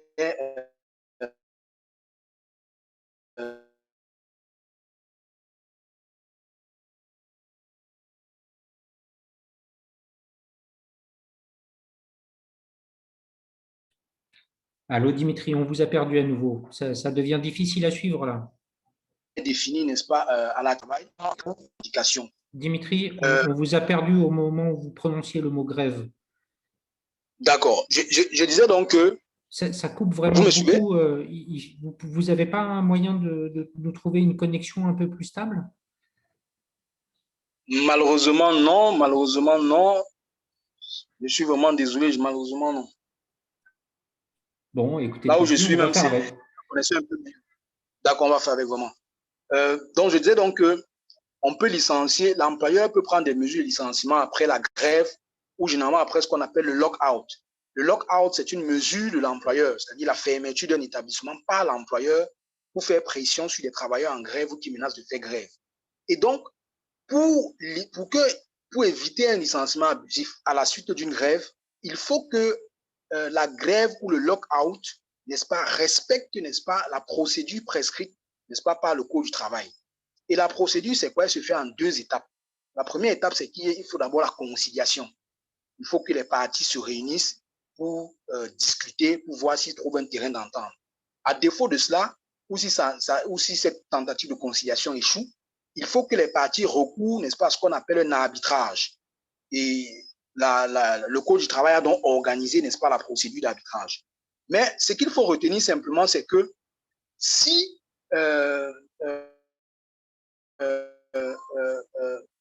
à l'issue de cela, ou alors si l'employeur, n'est-ce pas, licencie, n'est-ce pas, le personnel, les salariés, n'est-ce pas, en dehors,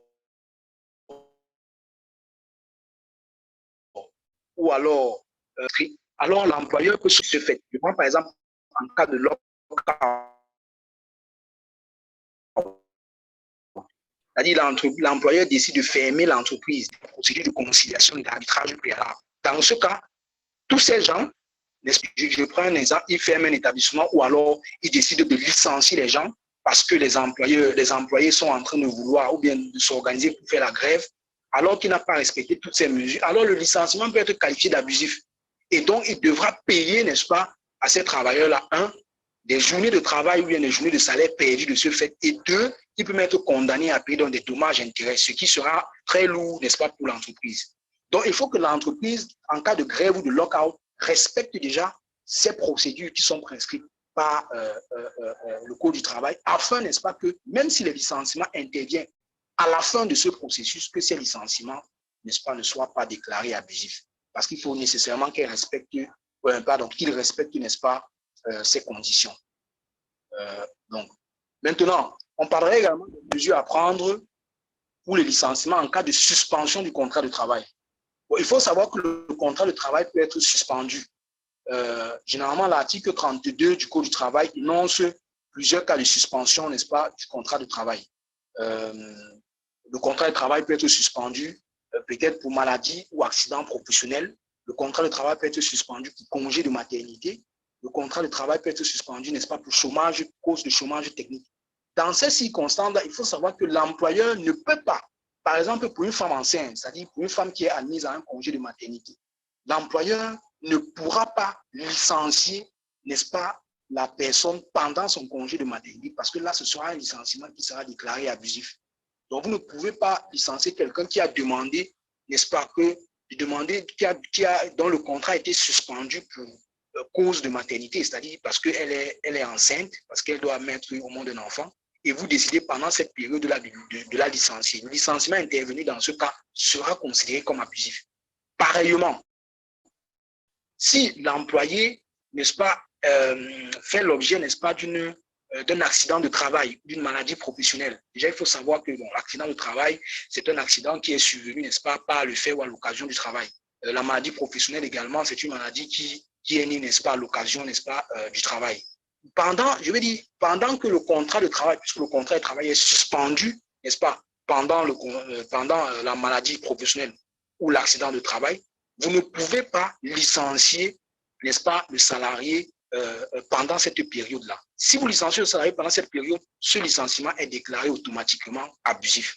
Donc, il faut attendre ou alors il faut se rassurer que peut-être l'employeur, l'employé, n'est-ce pas, n'est plus apte physiquement, n'est-ce pas, à exercer le travail pour lequel il a été appelé à exercer. Peut-être qu'il y a eu réduction, n'est-ce pas, de sa capacité physique. Et c'est pourquoi vous avez vu, on a parlé d'inaptitude ou bien d'inaptitude physique, par exemple, à la suite, comme on avait dit, à la suite, n'est-ce pas, d'un accident ou d'une maladie professionnelle. Ça peut altérer, n'est-ce pas, ses capacités physiques. Et donc, ça peut justifier quand même son licenciement. Mais vous ne pouvez pas prendre pendant qu'il est encore en période de convalescence ou bien pendant que vous avez suspendu son contrat de travail. Dans cet intervalle, vous ne saurez prendre, n'est-ce pas, un licenciement. Ce licenciement sera qualifié, n'est-ce pas, nécessairement d'abusif. Dimitri, j'ai une question qui vient d'arriver, qui est un petit peu hors sujet, mais je pense qu'elle va intéresser plusieurs personnes. C'est à propos des accidents du travail. Est-ce qu'un accident sur le chemin pour se rendre ou pour rentrer du travail, entre chez soi et le travail, peut être considéré comme un accident du travail pour un employé normal? Oui. Il faut savoir déjà ce que c'est qu'un accident de travail. La jurisprudence quand même définit, ou la doctrine définit que l'accident de travail peut être un accident qui est survenu soit par le fait ou à l'occasion du travail, premier élément.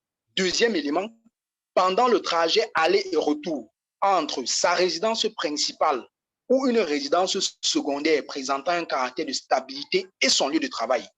Troisième situation, pendant le trajet aller et retour entre son lieu de travail et le lieu où il prend habituellement ses repas. Et quatrième situation, pendant le trajet aller et retour pendant le trajet aller-retour, c'est-à-dire au moment, n'est-ce pas, des voyages, c'est-à-dire des missions effectuées, n'est-ce pas, par le salarié. Donc, si vous, habituellement, parce qu'il faut faire une très, très grande différence. Je vais essayer de prendre une image. Vous habitez à un point A et vous vous rendez à votre entreprise à un point B. Et vous avez l'habitude d'emprunter un chemin bien précis. C'est pourquoi on dit pendant le trajet aller et retour entre votre lieu de travail et votre résidence principale. vous avez l'habitude de prendre un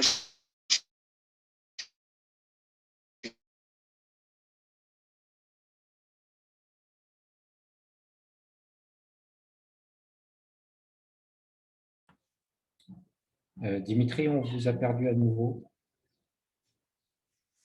chemin précis pour arriver au travail. S'il y a un accident qui est survenu pendant ce chemin,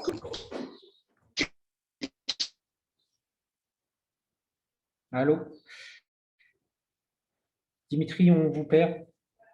Mais je pense qu'on a compris. Votre enfant peut-être à l'école, c'est-à-dire au lieu d'aller directement au travail, vous décidez d'abord.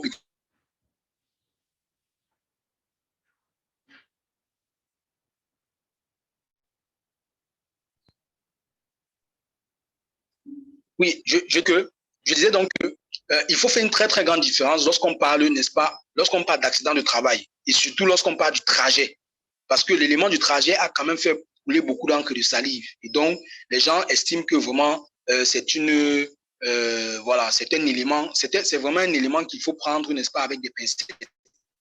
Parce que il faut savoir que ce qui caractérise l'accident de travail, c'est d'abord le caractère habituel même du trajet. Ça veut dire que si vous quittez d'un point A à un point B, je dis n'importe quoi, sur une route rectiligne, on peut dire que la faute, ou bien je veux dire l'accident qui est survenu pendant ce trajet habituel est un accident de travail. Mais si, au lieu d'arriver à B de manière rectiligne, vous détournez votre trajet par un motif qui est étranger, n'est-ce pas, au service. Lorsqu'on dit étranger au service, c'est-à-dire étranger au travail. C'est-à-dire que vous quittez de votre maison. Si votre employeur vous appelle et dit passez à la banque, verser de l'argent et que la banque n'est pas sur votre trajet habituel. Si vous passez à la banque et que vous faites un accident, c'est un accident de travail puisque c'est l'employeur, c'est dicté par les nécessités du service. Mais si par contre vous passez à la banque pour récupérer, je ne sais pas, votre argent que vous voulez envoyer à votre maman ou à votre fils ou à votre femme, ce trajet-là, si vous faites un accident pendant ce trajet, qui n'est pas généralement le trajet habituel, et que vous faites un accident, ça ne peut pas être considéré comme un accident de travail parce que c'est une route qui a été détournée, n'est-ce pas, pour des besoins personnels. Pareillement, est qualifié d'un accident de travail un accident qui se produit entre le lieu du travail et le lieu où vous prenez habituellement vos repas. Ça veut dire que si pendant les heures de repas, c'est-à-dire généralement dans les entreprises à midi ou 13 heures, vous avez, n'est-ce pas, des heures de casse-croûte. Si vous avez l'habitude d'aller dans un restaurant précis pour prendre votre nourriture, même si c'est à 1 kilomètre du lieu du travail, même si c'est à 2 kilomètres du lieu du travail, mais c'est un endroit précis où vous avez vos habitudes, il faut savoir que du lieu du travail jusqu'à cet endroit-là, qui, n'est-ce pas, a un caractère d'habitude, l'accident qui survient, n'est-ce pas, pendant ce trajet est également un accident de travail. Donc, il faut faire très attention. Maintenant, si vous voyagez pour les besoins de l'entreprise, c'est-à-dire vous allez en mission pour les besoins de l'entreprise, si un accident survient pendant le trajet, c'est également un accident de travail. Encore qu'il ne faut pas détourner cela parce que si l'employeur vous dit allez en mission à Yaoundé et vous devez aller à Yaoundé, vous devez aller au tribunal, peut-être de première instance, centre administratif, ou alors vous devez aller rencontrer un client qui se trouve à tel endroit et qu'au lieu de le faire, vous commencez d'abord par partir peut-être chez votre petit ami qui est d'abord à un autre endroit, ou bien vous partez rendre visite à quelqu'un à un autre endroit. Il faut savoir que si un accident se survient pendant ce séjour-là, ce n'est plus qualifié d'accident de travail. D'accord. Pour qu'il y ait un accident de travail, il faut déjà qu'il y ait un caractère d'habitude.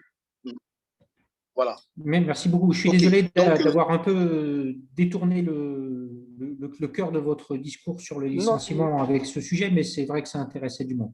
Du coup, on vous fait parler depuis 1 heure déjà. Essayez de finir un peu rapidement pour qu'on puisse passer aux éventuelles questions-réponses. Je vous rends la parole.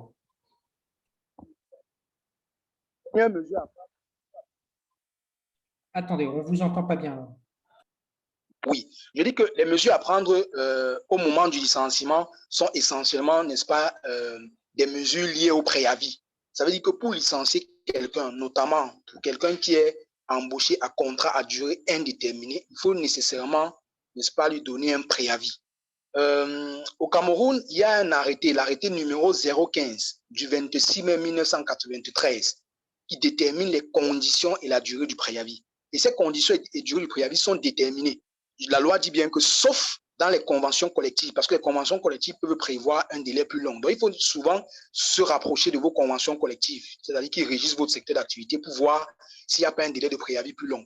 Et même également le contrat de travail que vous avez avec un employé, c'est-à-dire un contrat de travail B2B que vous avez avec un employé, vous pouvez également prévoir un délai de préavis plus long, mais le délai de préavis ne peut pas être inférieur à ce que la loi donne. Et donc, la loi dit que le délai de préavis est fixé compte tenu de la catégorie professionnelle, c'est-à-dire s'il est en catégorie 10, échelon peut-être A, vous devez donc tenir compte de cela. C'est-à-dire s'il est en catégorie 10, si l'autre est en catégorie 8, si l'autre est en catégorie 7, parce que la loi a essayé de prévoir. Et la catégorie, ça tient compte de la catégorie professionnelle et de l'ancienneté. Dimitri, la notion de catégorie, elle est un peu étrangère aux patrons de PME qui ont 3, 10, 15 salariés. Okay. Est-ce que pour eux, vraiment, les catégories, c'est important ou... Oui, je vous ai dit que dans le contrat de travail, il faut absolument préciser dans quelle catégorie vous recrutez la personne. Parce qu'il y a plusieurs décisions de justice. Oui, la catégorie, c'est en fonction du poste à pouvoir. Je dis n'importe quoi. Vous décidez de recruter un juriste peut-être expérimenté dans votre entreprise. Et en fonction du juriste expérimenté, vous vous rapprochez de votre convention collective du secteur. Vous voyez que la convention collective dit que bon, pour les juristes expérimentés, peut-être que c'est un poste de catégorie 10, échelon A. Ça veut dire que c'est dans le contrat de travail, vous devez dire que ce juriste expérimenté… Les catégories sont données par la convention collective du secteur. Les catégories sont données par la convention collective du secteur et également par le poste à pouvoir. C'est-à-dire que c'est votre poste qui peut déterminer le type de catégorie d'abord. Mais le principe est que vous vous appuyez sur la convention collective du secteur parce que la convention collective vous donne quand même un aperçu à quoi correspondent les différentes catégories. Parce qu'on vous dit catégorie 1, ça correspond à tel type d'emploi, tel type de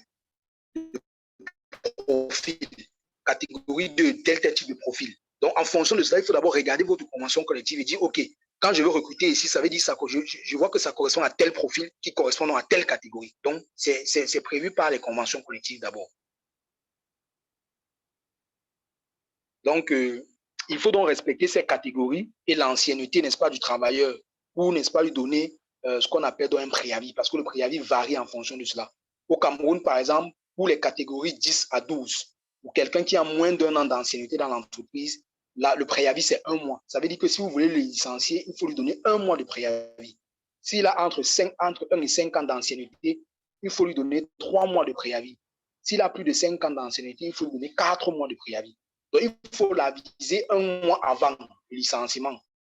Il faut l'aviser 2 mois ou 3 mois avant et 4 mois avant nécessairement en fonction, n'est-ce pas, comme on a dit, de son ancienneté et de la catégorie à laquelle il appartient.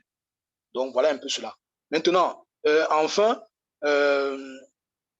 il faut, pour licencier au moment du salarié, pour licencier le salarié, n'est-ce pas, il faut le traiter vraiment avec dignité. C'est-à-dire que il ne faudrait pas le licencier comme un malpropre. C'est quand même quelqu'un qui a donné quand même de son temps, de son énergie à votre service. Et donc, il y a une façon décente de le licencier parce que parfois, les licenciements peuvent même être faits, je veux dire, ils peuvent respecter tout cela, mais les conditions même dans lesquelles ils interviennent sont tellement indécentes que voilà, la personne peut intenter une action pour demander des dommages et intérêts parce qu'il a subi un préjudice même moral. Donc, lorsque vous licenciez quelqu'un, il ne faudrait pas venir directement là, le jour où vous le licenciez, porter sa machine, le porter avec vos agents de sécurité, le porte et le jette dehors. Non, il faut le licencier avec dignité. Il faut lui donner une lettre de licenciement. Comme j'ai dit, il faut respecter la procédure de sanction disciplinaire. Il faut lui remettre une lettre de licenciement. S'il a ses droits à payer, il faut les lui payer. Il faut lui donner son certificat de travail, qui sont des documents qui sont payés, qui sont remis, quel que soit le motif. Même si vous licenciez quelqu'un et que vous estimez que c'est abusif, que c'est légitime, vous devez lui donner le certificat de travail. C'est un droit absolu et c'est une obligation absolue pour l'employeur. Donc, il y a une certaine dignité qu'il faut respecter même lorsque vous licenciez. Donc, je suis arrivé au terme, n'est-ce pas, de cette thématique. Voilà, j'espère que vous pourrez avoir des préoccupations et je suis disponible pour répondre. Très bien, merci beaucoup. C'était vraiment très riche en informations. Il y a une question qui vient de tomber qui est le docteur Cissé qui demande, est-ce qu'il est possible de payer ces mois pour compenser au lieu de laisser le nombre de mois qu'il doit rester, histoire d'éviter les coups bas du coup, il doit quitter. C'est-à-dire, autrement dit, un employeur qui doit 3 mois de préavis à un employé qui doit être licencié, sur lequel il n'y a pas forcément de conflit, est-ce qu'il lui est possible de lui payer ces 3 mois de salaire et de le mettre dehors, ou est-ce qu'il doit garder le salarié de force dans son entreprise? Non, il est possible qu'il paye ces 3 mois parce que on parlait dans ce cas d'indemnité de préavis. Ça veut dire que vous ne souhaitez plus garder les relations de travail avec lui. Et donc, au lieu qu'il fasse les 1 mois, vous lui dites non, vraiment, je préfère te libérer rapidement et je te paye, n'est-ce pas, le mois que je te dois. C'est-à-dire la durée du préavis que je te dois. Parce que lorsqu'on dit 1 mois, il faut comprendre 1 mois de salaire. Lorsqu'on dit 2 mois, il faut comprendre 2 mois de salaire. Lorsqu'on dit 3 mois, il faut comprendre 3 mois de salaire. Parce que lorsque la personne reste dans l'entreprise, il doit continuer à exécuter les tâches et vous devez également continuer à lui payer son salaire. Donc, il vous doit également la même subordination. Donc, si vous décidez de le maintenir, il faut savoir qu'il vous doit toujours d'être subordonné, d'exercer toutes les tâches que vous lui confiez jusqu'au moment où il part. Parce que le préavis, c'est simplement pour lui dire que je ne veux plus que vous soyez là. Et le préavis a également pour effet de permettre, n'est-ce pas, aux salariés de trouver un autre emploi. Parce qu'il faut savoir que lorsque vous donnez un préavis à quelqu'un, la loi lui dit que il a le droit, bien l'obligation de prendre un jour par semaine pour chercher son emploi. Ça veut dire qu'il faut le considérer que s'il travaille normalement 5 jours, il faut considérer qu'il travaillera désormais 4 jours. Parce qu'il a un jour, n'est-ce pas, par semaine, pris à son choix. C'est-à-dire c'est lui qui prend à son choix. Donc il peut dire qu'aujourd'hui, je ne viens pas au travail lundi, mais il faut quand même qu'il vous avise, qu'il vous donne quand même son planning. Il peut dire aujourd'hui, je ne viens pas lundi, peut-être la semaine prochaine, je ne viendrai pas mardi. Ça lui permet, n'est-ce pas, de chercher un nouvel emploi. Donc, ça, c'est le droit qu'il a. Mais si vous décidez de le dispenser, si vous voulez, n'est-ce pas, de ce préavis, vous devez obligatoirement lui payer, n'est-ce pas, ce qu'on appelle les indemnités de préavis. D'accord, très clair. Il y a une autre question de quelqu'un qui demande confirmation du fait que c'est bien la collection collective, qui demande si c'est la convention collective ou est-ce que c'est le code du travail qui détermine les catégories et les préavis associés aux différentes catégories. Non, je vous ai dit que la convention collective va vous dire exactement pour tel type de catégorie, voilà le profil, voilà les différentes fonctions qui sont associées à la catégorie. Donc, si vous prenez n'importe quelle convention collective, vous allez voir, on va vous dire espérer une catégorie. Généralement, il y a une clause dans toutes les conventions collectives, il y a une clause qui est intitulée catégorie professionnelle. Et donc, on vous dit catégorie 1 correspond aux emplois de catégorie 1, les personnes qui ont le profil suivant. On vous dit. Catégorie 2, on vous dit. Catégorie 3, on vous dit. Maintenant, je vous ai dit que la durée du préavis, par contre, la loi, en tout cas la loi camerounaise dit que la durée du préavis est prévue par le texte qui le prévoit. Et je vous ai donné. Mais la loi encore le dit qu'elle peut être supérieure à ce que la loi elle-même prévoit si vous regardez dans la convention collective, parce que la convention collective peut prévoir une durée supérieure. Et même votre contrat de travail, vous pouvez décider de prévoir une durée de préavis supérieure à ce que la loi elle-même dit ou à ce que la convention elle-même prévoit. Mais le minimum, c'est que vous devez appliquer le préavis minimum, c'est-à-dire le plancher, que vous, comment j'allais dire ça, c'est-à-dire le préavis minimum, c'est le préavis légal. Le préavis légal, c'est le préavis qui est fixé, n'est-ce pas, par le texte réglementaire. Mais vous pouvez aller au-delà de ce préavis, généralement par le contrat de travail que vous proposez, ou alors si une convention collective prévoit un délai plus long. Mais pour les catégories professionnelles, je vous ai dit que c'est exclusivement précisé en principe dans les conventions collectives. Mais toutefois, en fonction du poste, parce que la convention collective ne peut pas toujours tout prévoir. Je prends un exemple. Peut-être une convention ne pourra pas dire chargé peut-être de pisciculture. Mais pourtant, c'est un exemple banal, hein, mais pourtant, vous recherchez dans votre entreprise un chargé de pisciculture. Je dis n'importe quoi, vraiment, c'est très banal. Mais dans la convention collective de votre secteur, vous n'allez pas voir un profil qui est écrit chargé de pisciculture, mais il y a plutôt un profil général qui apparaît. Donc, c'est à vous de dire, OK, le chargé de pisciculture, ici, moi, je voudrais plutôt le mettre dans la catégorie peut-être 10.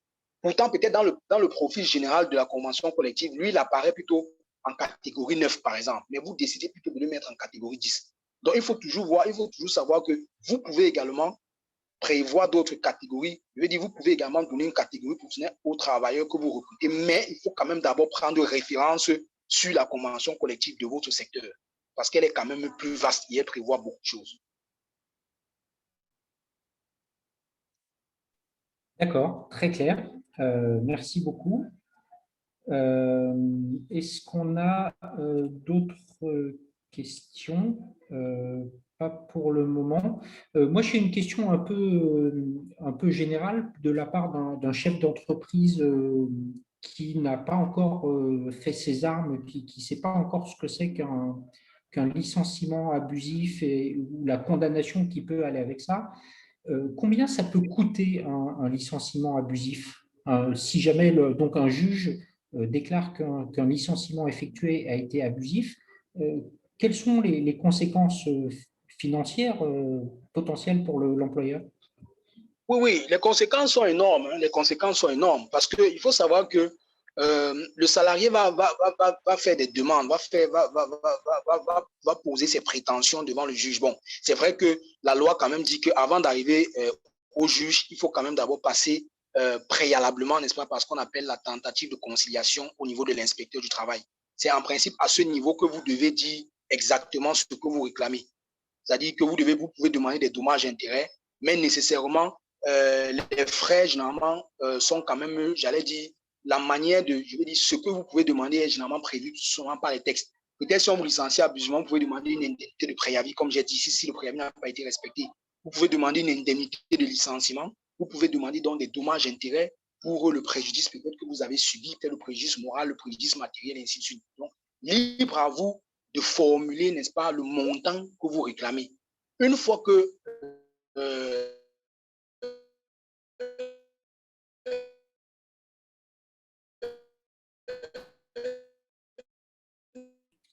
Dimitri, on vous a perdu un peu là. Allô? Allô, la connexion ne suit pas. Est passée dans... Oui, oui. On vous a perdu pendant un petit moment. Là, on vous entend à nouveau, je crois. D'accord. Je dis donc qu'une fois que la tentative de conciliation préalable est passée devant l'inspecteur du travail, et vous devez donc vous rendre, n'est-ce pas, devant le juge. Généralement, la loi dit que ce que vous soumettez au juge, c'est exactement ce que vous avez demandé devant l'inspection du travail. Ça veut dire que vous ne pouvez pas aller devant le juge demander plus que ce que vous avez demandé devant l'inspection du travail. C'est un préalable. Donc, c'est un préalable et c'est une condition même de recevabilité même de votre demande en justice.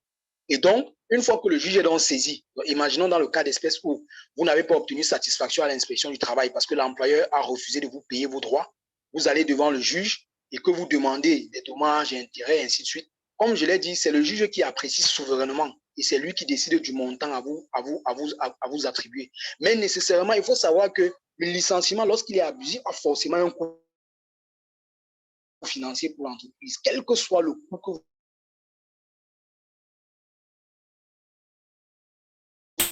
allez payer, c'est un coût. Oui, mais justement, la question, c'est par rapport à ce coût, justement. Est-ce qu'on peut le plafonner? Est-ce qu'on peut donner un ordre de grandeur? Est-ce qu'on peut imaginer que c'est compris entre 3 mois et 6 mois de salaire? Est-ce que ça peut monter à 100 mois de salaire, 1000 mois de salaire? À quoi est-ce qu'un patron de PME peut s'attendre?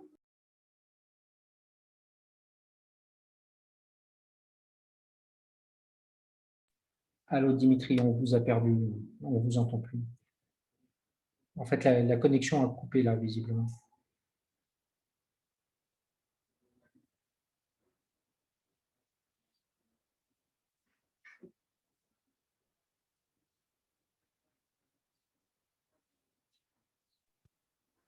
Oui, je dis donc que quel que soit le montant du préjudice que vous payez à la fin, ne vous dites jamais que le préjudice ou bien le montant que vous payez au tribunal est minime. Parce que tout montant que vous payez pouvait ou bien peut être évité. Moi, je dis toujours ça aux employeurs. Tout argent que vous payez devant le juge, alors que le licenciement est reconnu abusif, c'est un montant que vous pouvez éviter parce qu'il y a d'autres frais de procédure que vous auriez pu éviter. Et c'est des économies pour l'entreprise. Donc, autant mieux respecter ces étapes et permettre que le juge vous dise, OK, votre licenciement, là, vous l'avez pris dans les règles de l'art. C'est un licenciement légitime. Parce que lorsqu'il sera abusif, il y aura forcément des frais financiers, n'est-ce pas, que ça va engendrer. Et voilà, il y aura forcément l'entreprise, n'est-ce pas, va prendre un coup. Donc, il ne faut pas négliger le coût, en réalité. D'accord. Et j'ai une question là qui est arrivée sur le chat. De quel juge est-ce qu'on parle quand il y a une contestation sur un licenciement? Est-ce que c'est un juge spécial lié au droit du travail? Bon, peut-être je ne connais pas la réglementation pour les autres juridictions. Au Cameroun, on parle du juge social, mais généralement, c'est le juge civil, hein, parce qu'il gère cela. Maintenant, peut-être la question qu'il faut se poser, c'est peut-être quel est le tribunal qu'il faut saisir. Bon, il y a le tribunal de première instance, il y a le tribunal de grande instance, en fonction, n'est-ce pas, du montant de la réclamation. Parce que si votre réclamation va à plus de 10 millions de francs CFA, c'est le tribunal de grande instance que vous saisissez. Si votre réclamation est inférieure ou égale à 10 millions de francs CFA, c'est le tribunal de première instance que vous allez saisir. Bien entendu, sur les règles, ce qu'on appelle les règles rationnelles aussi, c'est-à-dire de compétence territoriale, c'est généralement le tribunal. On vous a dit en matière sociale, généralement le salarié est dans une position faible. Donc, la loi a quand même essayé de le préserver avec un certain nombre de choses. Donc, soit vous pouvez saisir le tribunal de votre domicile, soit vous pouvez saisir le tribunal du siège social de votre employeur. Mais en fonction du montant, n'est-ce pas, de votre demande, vous saisirez donc soit le tribunal de première instance, soit le tribunal de grande instance. Si le montant est inférieur ou égal à 10 millions, c'est première instance. Si le montant est supérieur à 10 millions, c'est grande instance. Maintenant, si vous demandez uniquement ce qu'on appelle le certificat de travail, les documents sociaux, c'est nécessairement le tribunal de première instance que vous allez saisir pour vous donner cela. D'accord, très clair. Est-ce qu'il y a d'autres questions dans la salle?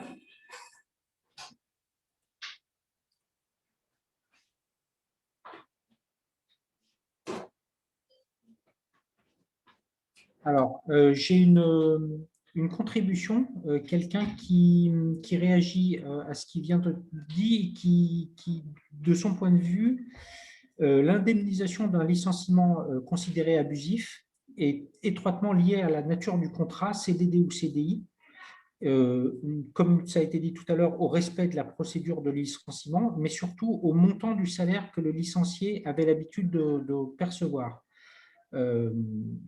Donc, l'indemnité est liée au salaire, mais vous l'avez dit tout à l'heure, ça se compte en mois de salaire et donc ça dépend vraiment du montant du salaire. Et il précise, vu que c'est un cumul de ces salaires qui est généralement demandé, ou le reste des mois de contrat pour le CDD, ou alors sur la base d'une perception personnelle du licencié qui estimera le montant qu'il juge à même de réparer le préjudice qu'il aurait subi. Donc, concrètement, ça dépend effectivement beaucoup de ce qui est dans le contrat de travail et particulièrement du montant du salaire. Oui, oui, je n'en disconviens pas. Je l'ai dit que la nature du contrat peut également influencer. Mais je dis que même si vous êtes un travailleur recruté en CDD, c'est vrai que lorsqu'on vous licencie, peut-être avant que le mois, en tout cas avant que la période ne soit achevée, généralement, vous allez demander, n'est-ce pas, tout le salaire restant dû. Mais comme je le dis, vous pouvez toujours demander des dommages et intérêts. C'est pourquoi il y a toujours une certaine variante.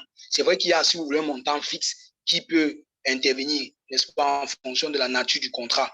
Parce qu'il y a une manière de calculer. Moi, je n'en disconviens pas. Mais toujours est-il qu'il vous est loisible de solliciter des dommages et intérêts, n'est-ce pas, ou d'autres voilà, d'autres montants en fonction peut-être du préjudice que vous estimez avoir subi. Et donc, ça peut donc voilà, faire monter le montant que vous demandez.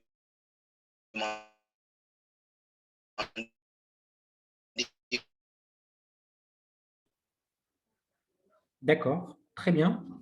Je crois qu'on est en train de vous perdre à nouveau. Je vais en profiter pour donner la parole à quelqu'un qui voulait intervenir, qui est identifié par le nom de son ordinateur, qui s'appelle Lenovo. Vous avez la parole.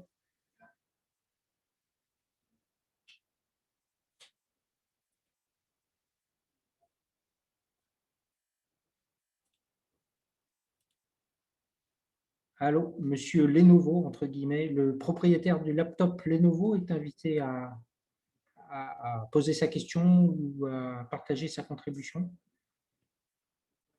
Vous avez levé la main dans la salle. Oui, allez-y.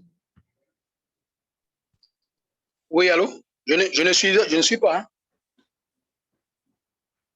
Oui, en fait, non. Visiblement, le micro est toujours coupé.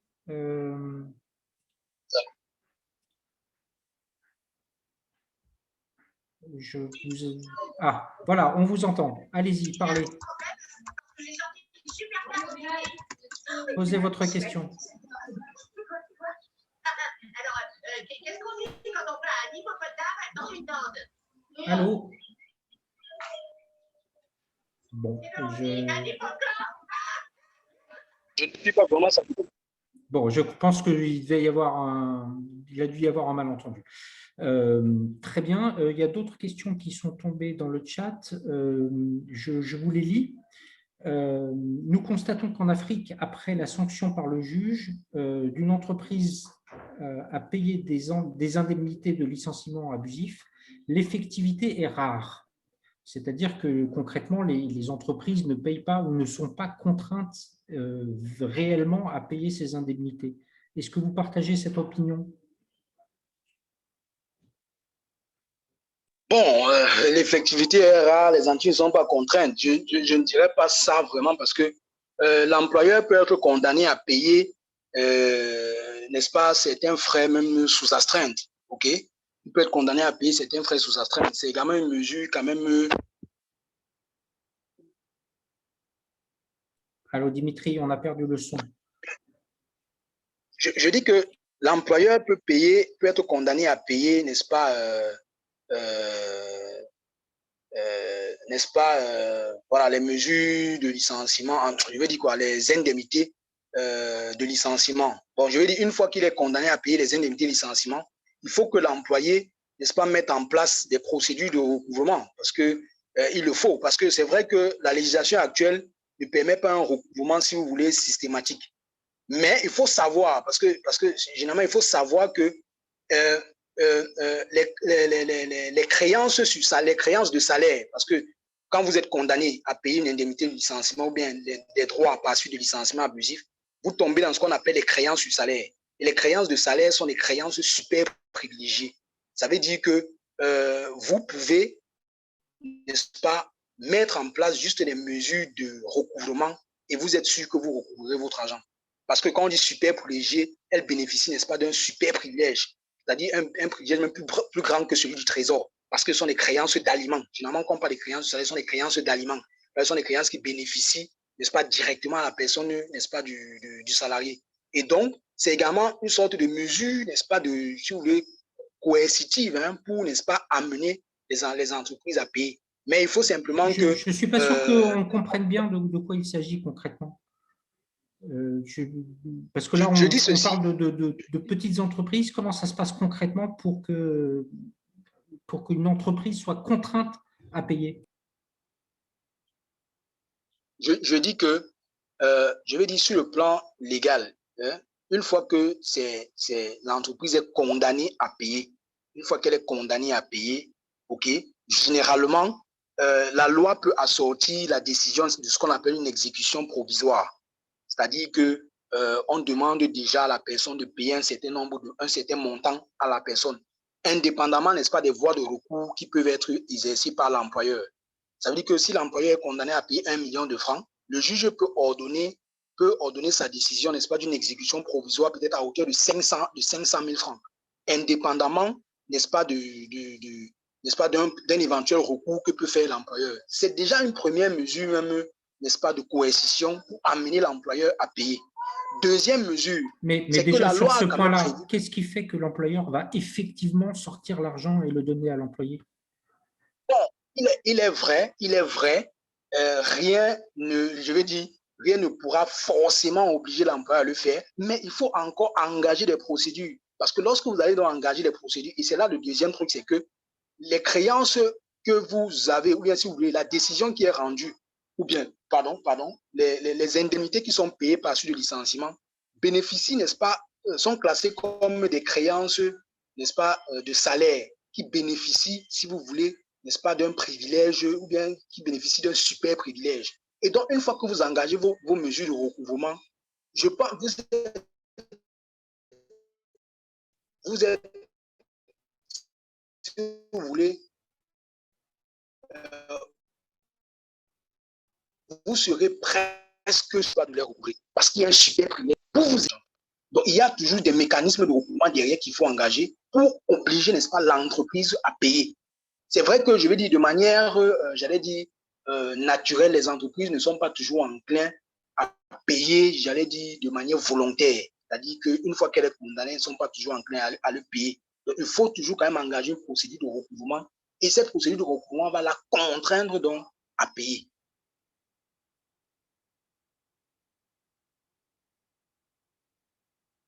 Allô? Très bien. Je pense que c'est une réponse très claire. Je vérifie, mais je crois que je n'ai pas d'autres questions. Effectivement, là, a priori, donc, les seuls moyens coercitifs, c'est de passer par le recours aux tribunaux, mais donc disons que c'est un long combat, quoi. Attendez, j'ai peut-être une autre question. Il y a des structures qui ne font pas de cotisation sociale pour leurs agents, qui leur donnent un salaire brut libre à l'agent de cotiser ou pas. Les petites entreprises peuvent fonctionner. Donc, c'est une question qui demande, est-ce que les PME peuvent, est-ce qu'il y a des mécanismes ou des situations contractuelles où une petite entreprise peut donner un salaire brut à son agent, charge à lui de procéder au paiement de certaines cotisations sociales obligatoires? Non, non. Il faut savoir que au Cameroun, la législation dit qu'atoire et donc, elle embauche, vous devez immatriculer dans les 8 jours de l'embauche. En tout cas, quel que soit l'embauche. Donc, dès que vous embauchez quelqu'un, vous devez obligatoirement l'immatriculer. Et le défaut même d'immatriculation, n'est-ce pas, peut amener lieu à des sanctions pénales à l'encontre de l'employeur fautif. Ça veut dire que vous ne pouvez pas donner son salaire brut à charge pour lui, n'est-ce pas, de payer ses cotisations. Vous devez le faire obligatoirement, c'est une obligation. Maintenant, l'employé peut décider de relever son taux de cotisation. Ça veut dire que si son taux de cotisation, je prends un exemple simple, c'est 5 000 francs tous les mois, lui-même, il peut encore décider de relever ce taux en cotisant de manière indépendante, peut-être 5 000 francs pour que ça monte à 10 000. Parce qu'il faut savoir que l'immatriculation permet que lorsque vous êtes en retraite, lorsque vous avez atteint l'âge de la retraite, ou alors lorsque vous êtes dans l'incapacité, n'est-ce pas, de continuer, c'est-à-dire une incapacité totale, voilà, vous pouvez bénéficier, n'est-ce pas, des pensions qu'on appelle pension vieillesse ou pension de décès ou pension d'invalidité. Donc, c'est ça le but de l'immatriculation. Donc, vous ne saurez ne pas immatriculer un salarié parce que c'est une obligation légale qui pèse sur l'employeur. Simplement, au Cameroun, il y a ce qu'on appelle l'immatriculation volontaire. Ça veut dire que des personnes qu'on peut appeler des entreprenants, c'est-à-dire, je prends un exemple, comme partout en Afrique, il y a des benskinners, il y a des bayamselam, elles peuvent décider volontairement de s'immatriculer parce que, si vous voulez, elles sont leurs propres employeurs. Donc, elles s'auto-emploient eux-mêmes et ils peuvent donc décider eux-mêmes de s'immatriculer à la CNPS. Par contre, quand vous travaillez dans une structure, la structure a l'obligation de vous immatriculer, de payer régulièrement votre cotisation sociale. Si elle ne le fait pas, vous pouvez intenter une action, n'est-ce pas, contre elle et elle sera condamnée à le faire. Très bien. Écoutez, Dimitri, merci beaucoup. On vous a tenu la jambe pendant très longtemps, mais c'était très intéressant. Il y a eu beaucoup de questions, donc on ne regrette pas de vous avoir pris aussi longtemps. Je tiens à vous remercier chaleureusement de la part de tous les auditeurs et de remercier les auditeurs eux-mêmes pour toutes leurs questions et leur intérêt. Et je vous souhaite à tous une très bonne fin de soirée. S'il y a des participants qui veulent le contact de Dimitri et qui ne l'ont pas, faites-moi signe, je vous transmettrai ses coordonnées. Et puis, rendez-vous demain en fin de journée pour le prochain épisode de l'aventure des ateliers de transfert de compétences du Digital Boost Programme. En tout cas, Dimitri, merci encore de la part de tous. Merci beaucoup, Monsieur Emmanuel, et c'est moi vraiment qui vous remercie pour l'opportunité que vous m'avez donnée, n'est-ce pas, d'entretenir ces entrepreneurs ou bien ces futurs chefs d'entreprise. Donc, je reste disponible, que ce soit dans le cadre de ce programme, que ce soit pour répondre à toute autre préoccupation ou aider, n'est-ce pas, ces futurs chefs d'entreprise, n'est-ce pas, dans les difficultés qu'ils feront face dans le cadre de leur activité. Donc, je reste vraiment disponible sur toutes mes plateformes et puis voilà, vous pouvez me contacter à n'importe quel moment. Merci beaucoup déjà, merci beaucoup. Parfait. Merci encore. Merci à tous et très bonne journée. Je mets fin à l'entretien.